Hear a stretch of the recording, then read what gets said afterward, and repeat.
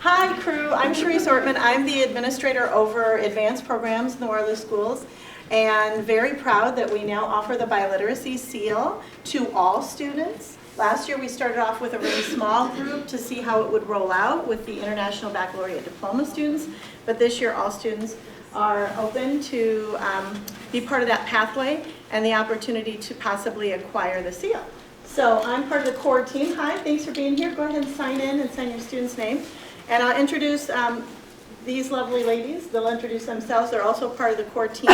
So, Amy? My name is Amy White, and I work with the district as the ELD, English Language Development Facilitator, working more so with our students who are English learners. And I'm a part of the Seal of Biliteracy team as well. And I'm Simona Moroyano. I am the second language learner and dual language immersion coordinator for the Waterloo Schools. Pressing forward to implementing the Seal of Biliteracy in our district. All right, well, thanks for coming. Did we need any interpreters today? We have a whole team of them. No, but it sure is lovely to listen to them talk. Maybe we have all of you speak today, right?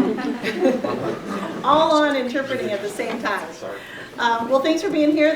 Thank you to our interpreters for being here. And it's good for them to know, too, because it's not just for native English speakers acquiring a world language. It's also for students that are coming from all over the world to maintain maybe their first language while they're acquiring English.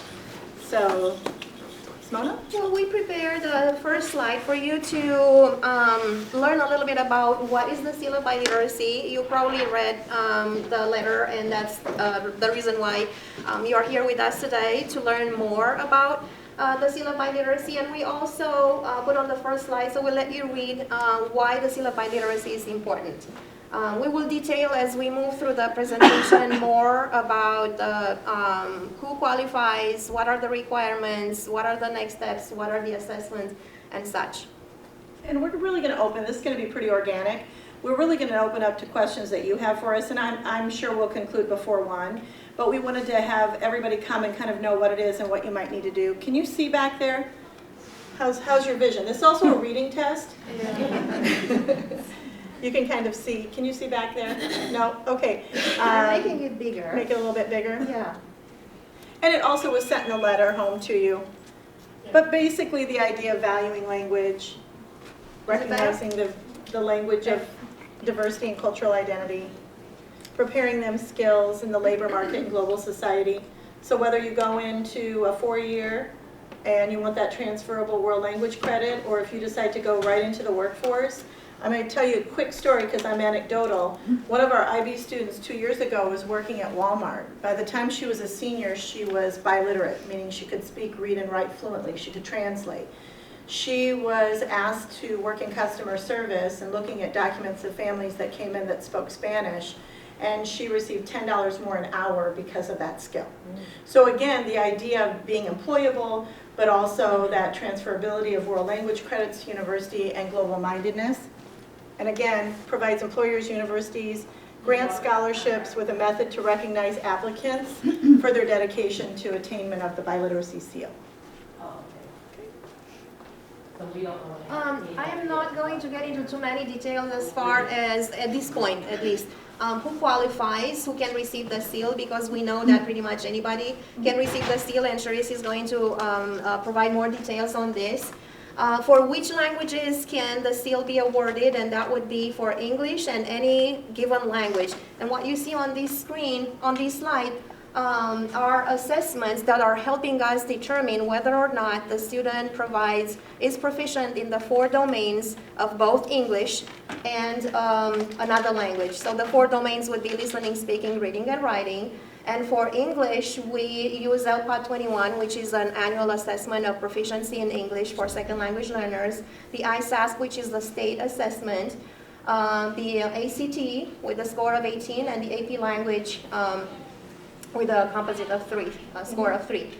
For languages other than English, we are using IB World Language, French, German, Spanish, the APPLE administered in the senior year, and a portfolio collection for those languages that are either not scripted or are very new and for which we do not have any formal assessments. And the portfolio would also include student work that would demonstrate proficiency in the 4 domains: speaking, listening, reading, and writing. Sharice is going to talk a little more about how to schedule and what these assessments mean and when they fall into place and all. Yeah. I'm going to, probably Amy would like to clarify quickly where the seal goes. Okay, and Sure. so the students who are able to meet those requirements through one of those assessments, and it doesn't have to be every assessment, but just one of them, and it can be any time within their high school career. So like for our second language learners, if they score proficient in their freshman year, that can be their qualifying for English. However, for many of our students, we want them to have the length of their high school career to be studying and working on their language, and that's why we'll do a lot of the assessments the senior year with the APPLE and the IB assessments. So once a student has acquired and has shown that they're literate in 2 languages or more, what they'll receive is an actual, I'm not sure, are we doing stickers? Well, And this is what it looks like right yeah, here. this is the seal for 2020. We're going to do a couple of different things. We're going to get the stickers to affix to the diplomas, because if your student is taking the IB World Language, they don't test until May and the scores don't come back until July. So that way you could bring the student's diploma back to the district office, or we could mail out the actual sticker to put on their diploma. For other kids who maybe are taking other kinds of assessments, we can emboss it on their diploma, and then it will also be added to their transcript, and the transcript will probably be embossed, I think, more than the sticker. So we're using both. So, did you talk more about that, or anything else you need to say on that? Okay, so here's some things we want to tell you about, because I think most of the families who are here, just looking at most of our audience today, your son or daughter is acquiring a world language and English is their first language. Am I saying that correctly? And I know so many of you. Okay, so for your student, one of the things that you have to understand, it's really not just you just don't give it away. It's going to be difficult to get this seal.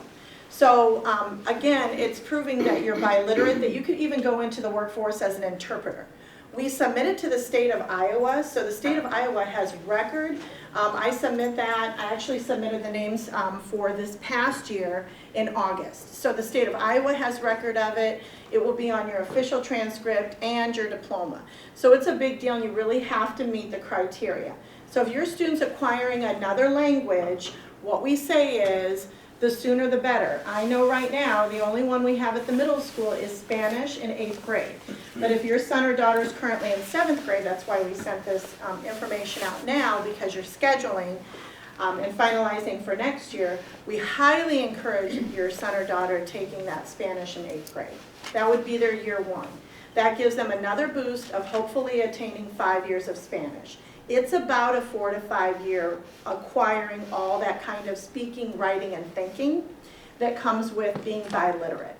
So for you out there who maybe have a son or daughter who's in 9th grade, if they're in a world language, instead of just getting the required 2 years of a world language, we highly recommend that they stay with that world language. And to be honest with you, it's very rigorous, and I encourage kids to take the IB world language of German or Spanish. Right now, we're finishing out French online, but I don't have a person to teach the IB French at this point. But the reason why is AP or IB world languages usually have a higher return of the students getting the seal, because it's more rigorous and there's a lot more discussion in that language. So instead of just getting the vocabulary, you're actually sitting and talking in that language. You're really immersed in it, and that's why it's more complex. So those students end up leaving their senior year who have taken an IB world language with being able to defend an argument.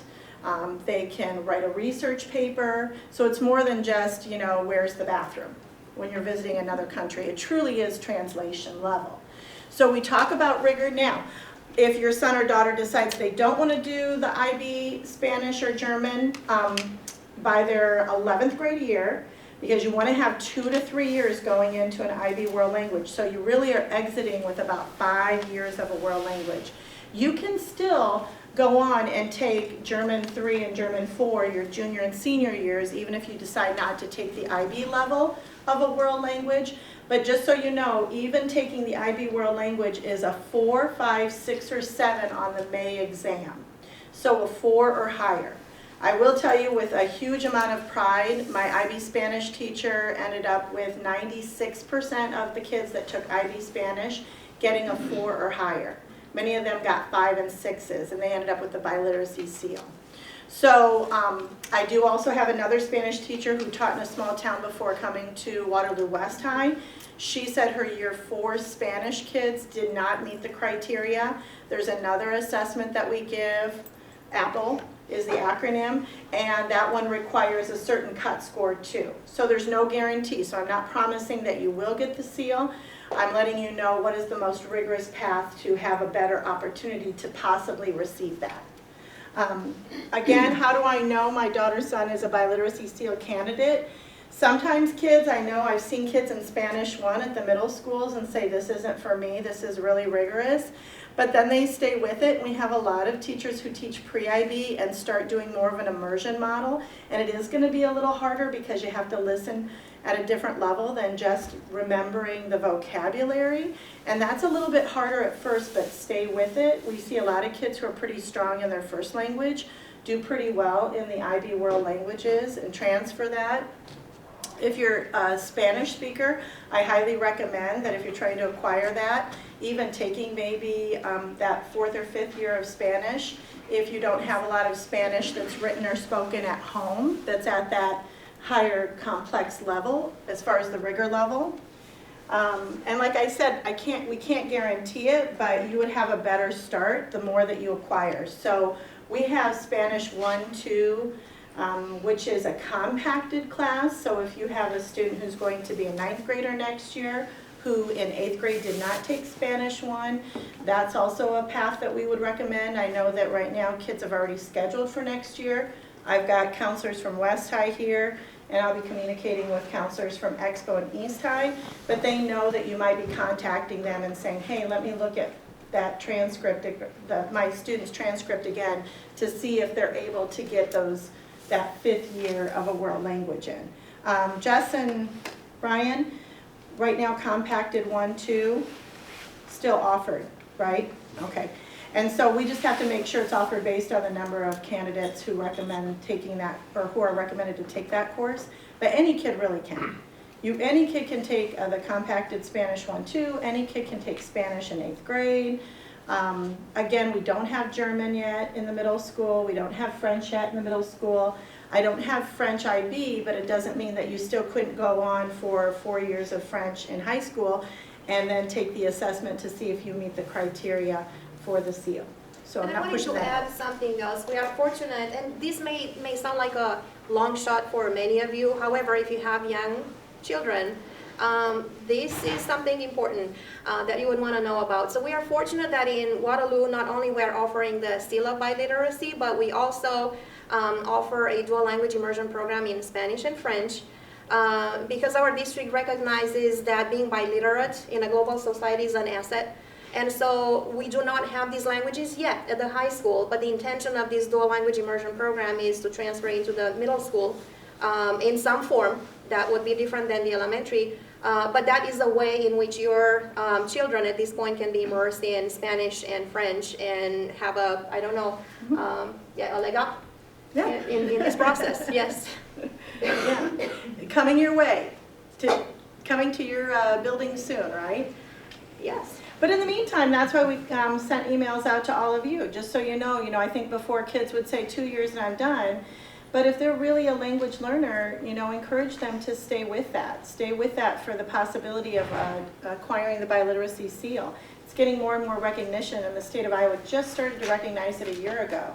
I'm very proud of how I've already seen the transfer of world language credits to the universities.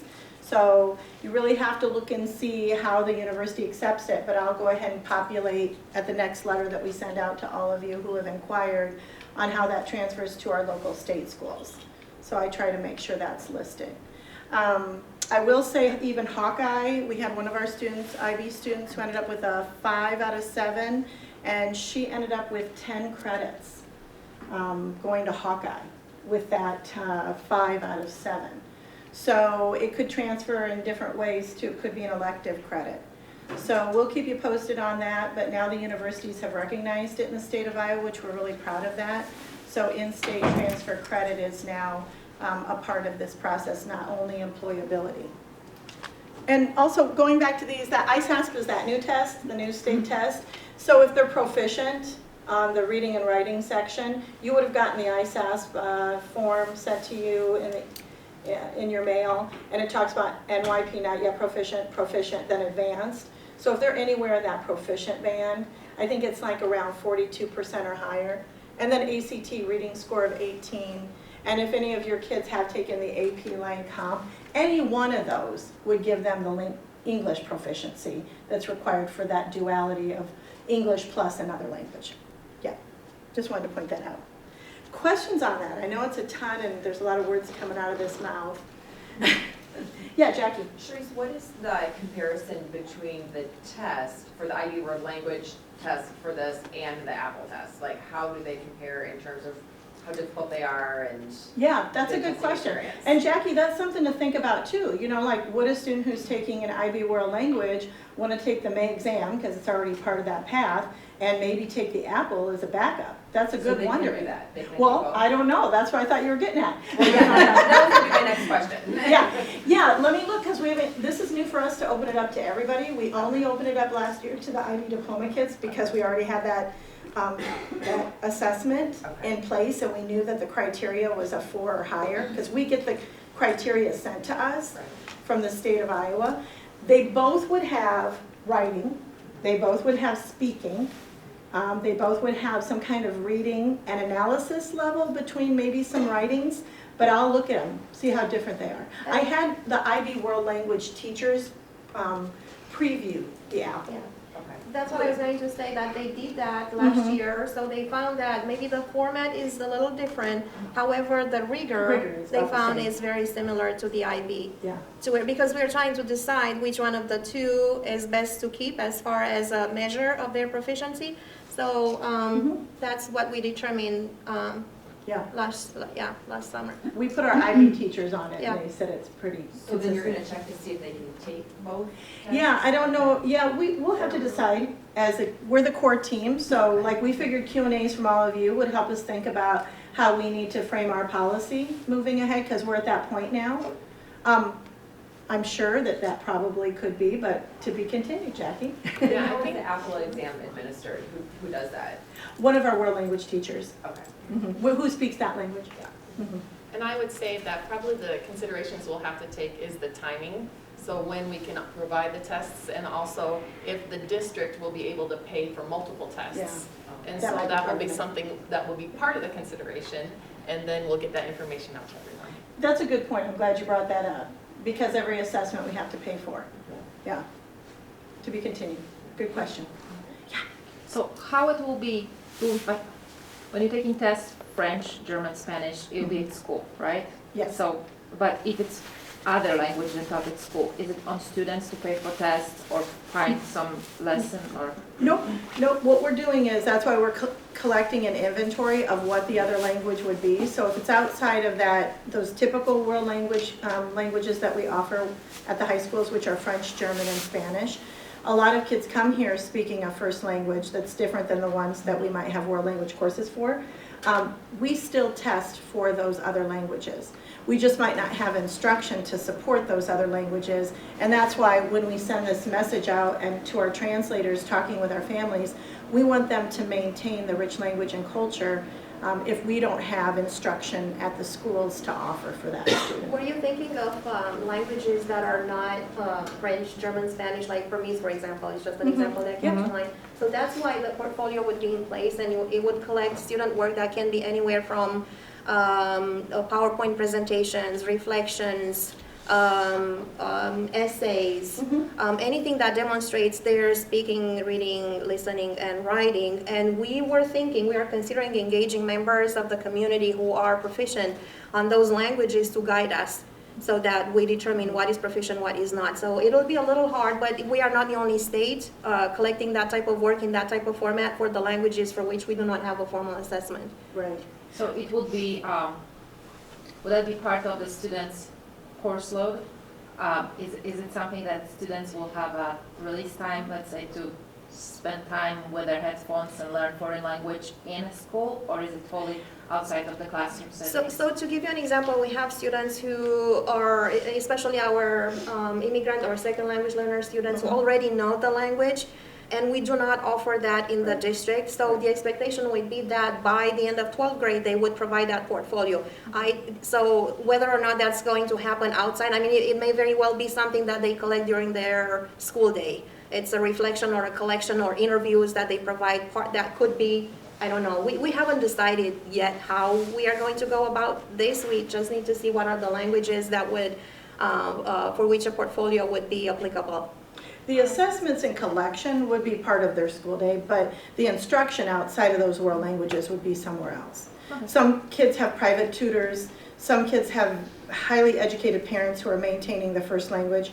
I know that I just got a call from Raza, who is from, I think, Bella de Clauducia. Is she from Bella de Clauducia? And her and Anasa Kaitazovich, who was a state senator, House of Rep or senator? Senator, I think, yeah. They're starting a Bosnian class downtown Waterloo. So for a lot of our kids who were born here, their families have that language in reading, writing, and speaking, but they haven't maintained necessarily for their children. So they're offering classes outside of school time, I think, down at Embark, perhaps. I can get more information. And since we don't have the test for the Bosnian language this year, but it'll be part of a collection for next year, we're going to work with them to collect a portfolio for those students. But it would still include proficiency level in reading, writing, and speaking.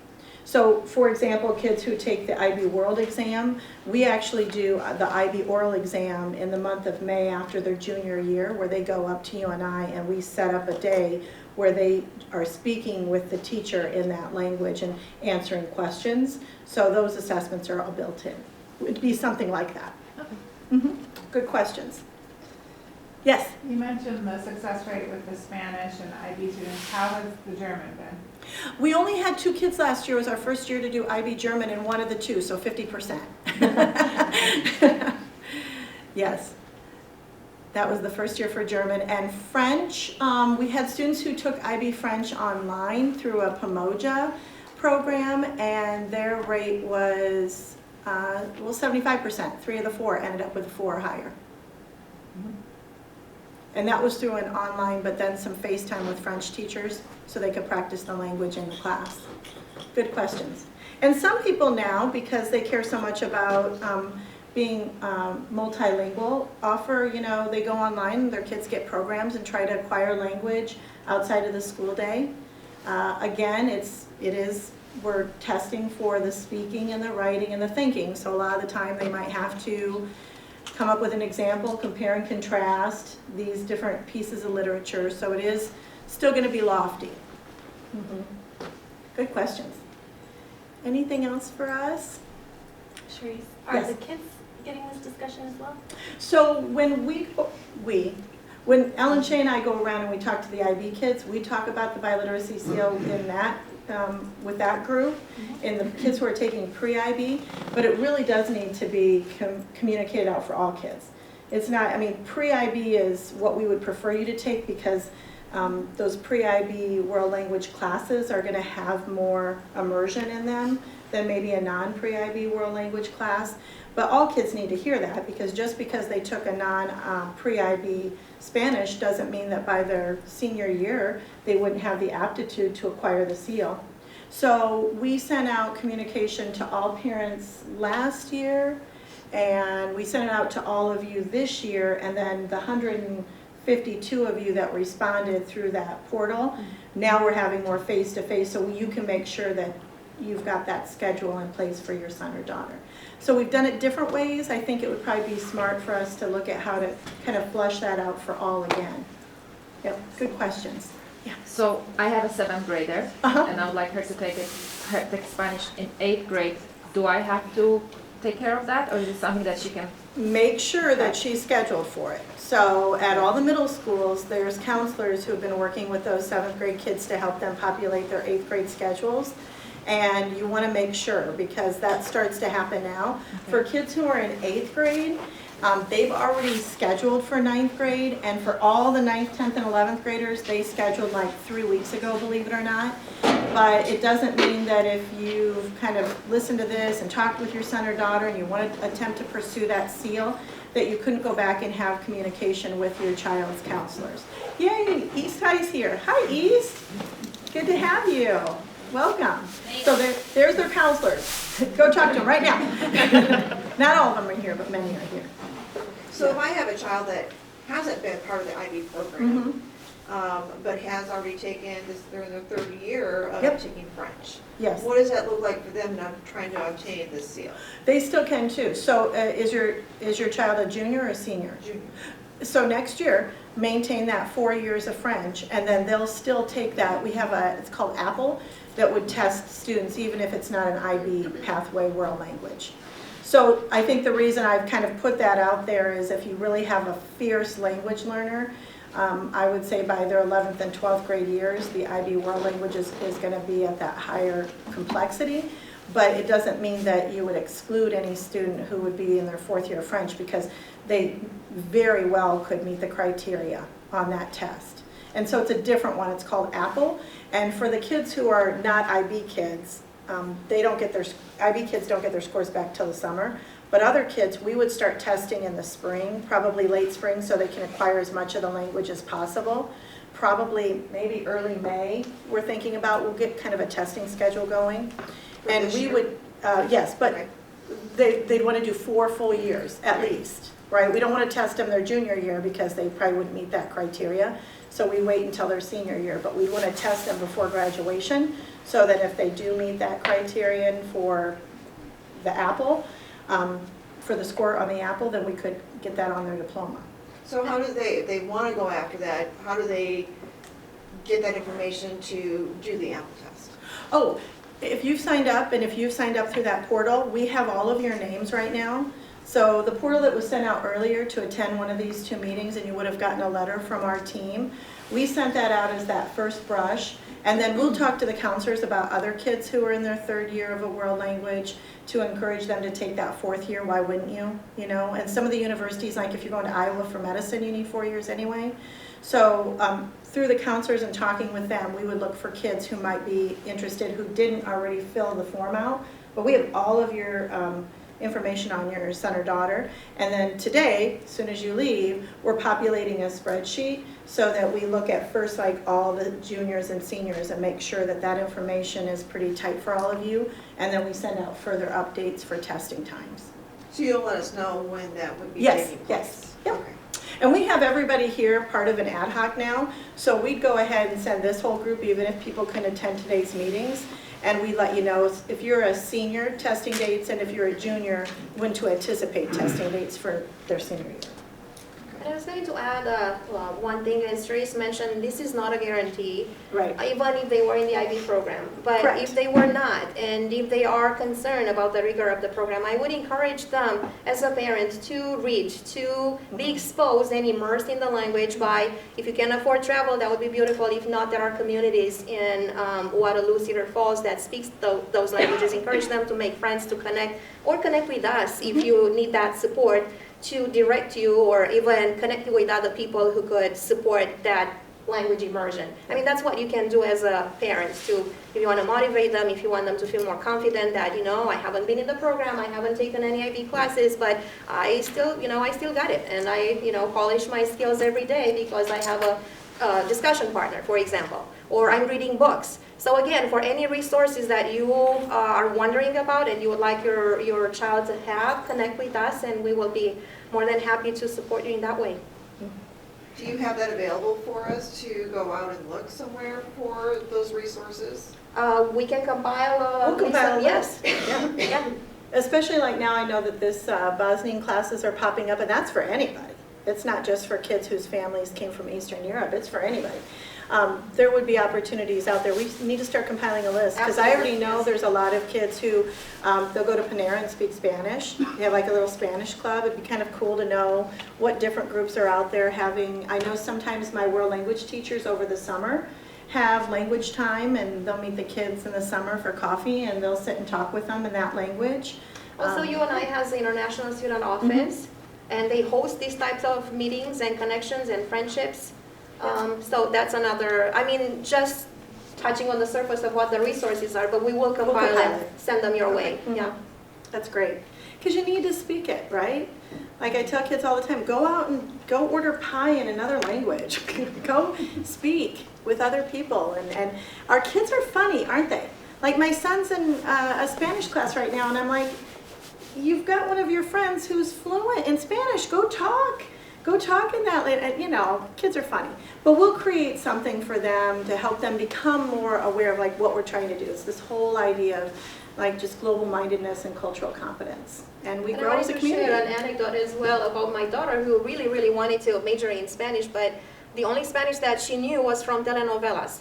Well, believe it or not, she was so intent in her wish of accomplishing this goal that she did read, she did listen to those telenovelas and songs and whatever else I do not know. Fact is that she passed the higher level exam at UNI, and they put her in Spanish classes. Of course, I did not allow that to happen because I knew how much Spanish she knew. But my point is that with exposure and with little things that you can do every day, you can learn to the point where you can fool someone that you know the language and you can pass a test. That's not what I'm advising here. Don't fool anyone. But I'm just saying that it's exposure, it's important. I guess that's my point. Yeah. And it is, so just so you know, in the IB World Languages, in particular for Spanish, it is the dialect spoken in Europe. So it's a little different. Sometimes our Spanish-speaking kids take it, and it's a little bit different if they're from Mexico or South America. So there is a little bit of a difference in that. And one of our IB students is now studying abroad in Spain. I cannot wait to hear from her. It's exciting. Okay, any other questions you have for us? I know we gave you a lot to think about, but we want you to be people in the community that when somebody says the biliteracy seal, start having conversation about it and you know, kind of be our voice because we can't get to all 68,000 people in our community. So we appreciate you being here. Any other burning questions or wonderings? You mentioned that there are other states that Yes. also are doing this. Do you know how many other states, maybe a few of them? That, We don't offhand, but if you go online and you look at biliteracy seal in the United States, it'll light up like a Christmas tree. There's a lot of states, we were one of the last, and trust me, the three of us are sort of velociraptors when it comes to making change happen. And so we were gonna do it even if the state didn't. We're like, good, we were on it. So 2 years ago, we were starting to collect everything we needed. We were building our own criteria. And then lo and behold, the state of Iowa was like, yes, we accept the biliteracy seal and we'll honor it too. So that helps us because we don't have to be the voice to go to the different universities and say, hey, this student is at the level that they can translate. You need to honor them with world language credit and or elective credit. You want this kid on your campus. This is a global-minded kid. So it was nice because they did it for us. And I want to piggyback a little bit. One thing that we cannot promise is that if during their time in high school or middle school you end up moving to another district in Iowa or maybe out of state, we cannot promise that that district does this program. And so as long as your child is in Waterloo District, we can work towards that, and if they meet those criteria, we can give them the seal by literacy. The state of Iowa, every district has the option to kind of opt in, and so Waterloo has opted in, and there's a good handful of other districts that have as well, but quite possibly not, we know probably not all yet. No, not and yet. so just kind of keep in mind if you're a kind of a mobile family or looking to move, that your child is just aware that if you move into a district that doesn't have the seal of biliteracy, they won't be able to honor that, unfortunately. Right, you really need to have a coordinator and you need to have a budget, and we've been granted all of that to be able This to is a move the work. map. Of Oh, the yay! states. So the dark states are the ones with an approved seal of biliteracy. The Many. pink ones, or whatever it shows there is light green, are the under consideration, early stages, the darker green, and no seal of biliteracy yet, the two white ones. Whoa, wow, just 2 states. This has really blown up in Yeah. the last 2 years, because Yeah. when we looked at it before, we were all pretty much no biliteracy yet. Coastal, which is not atypical, right? So, yay, that's happy, So I think which I means said it other, wrong. other colleges These would. are under consideration. The And dark these green? are early stages. Yes, these are under consideration. Okay. And the yellow early stages. I have a question. So 8th grade Spanish, Mhm. how is it every day? Is it regular schedule? Is it Mhm. like a 0 hour after school kind Yes, of orphan and- kind of? It may depend on the building. The building. Because I know that like Hoover offered a 0 and then might have also offered did. one during the day. They might have actually offered a couple. And so I think it depends on the resources. However, when families express the interest, then the district works to make sure we have the resources in place. So like, for Right. example, this year we didn't have staffing at Bunger for Spanish, and so Bunger was unable to provide it to the 8th graders.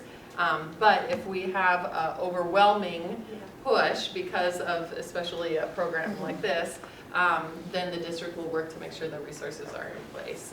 And so my sense is that they would try to put it at least one period within the day, and I think the 0 period was just in addition in order to provide Accommodate. more flexibility, knowing that the complexity with student schedules, especially if they're in music and band and a lot of the other things, yeah. Well, and we kind of adjusted the schedule, just so you all know this too. What happened that year, the year that we had 0 hour, is we had kids taking ELP and band, and then it didn't fit into the schedule. So what we looked at is, as a district, in 8th grade, kids who are in ELP don't really need it in 8th grade if you're taking English 9 and algebra, because those are already subject skipped. And if you're taking Spanish and C3, you're taking 4 high school classes, which is a subject skip, which is sort of like if you look at advanced services, ELP is here, meaning extend the core. Subject skip is like a tier 4, meaning you just skip the core. You didn't even need it to be extended with a core. You've shown enough aptitude to skip it. So we cut ELP out of 8th grade to accommodate that schedule, because I know a lot of students want to take a world language sooner. Yeah, Excellent question. good questions. You guys are helping us think through our meeting that's coming up right after you all leave.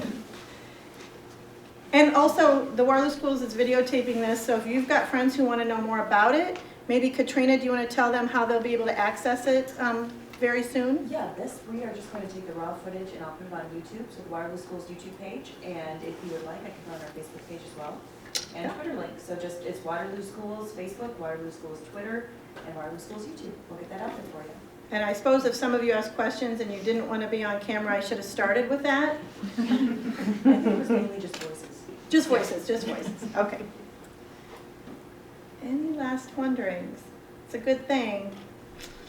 Pretty lucky to be in Waterloo right now. Yes. So I was just wondering, if the student actually gets the seal on their diploma, Mhm. then do they have reciprocity then with all the other states, or is that just in Iowa? So if they went off to college or university somewhere else, Mhm. does everyone else recognize this, or is this just an Iowa thing? All the ones in black do. Okay. Yep, I think that's black or dark green. It's hard to tell. It shows it's black, but Does yes. it? Okay. The So- dark ones, yes, have an approved seal of biliteracy. Yeah. So all of these, and then everybody except, unless you're going to South Dakota or Montana next year, pretty much are either on the wagon for the biliteracy seal acknowledgement, or they are, which means it's pushing their universities. And that's part of what they wanted to look at, is not only coming in with, if you're already biliterate, coming in and you have evidence through your seal and through your scores, then you don't need to sit through the world language, and they really are looking at kids who are more globally minded. So it's an advantage versus a disadvantage. Good question.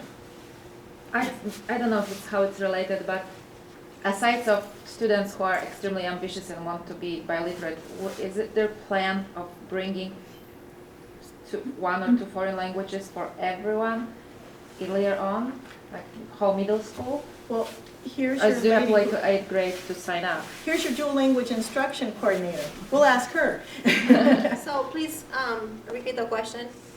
Is there any plan to bring foreign languages earlier than 8th grade, and for those who really want to? We a would love requirement. to. This is the plan and this is the vision. We are working on staffing, because if any challenges, that would be the challenge. The passion is there. We have wonderful instructors.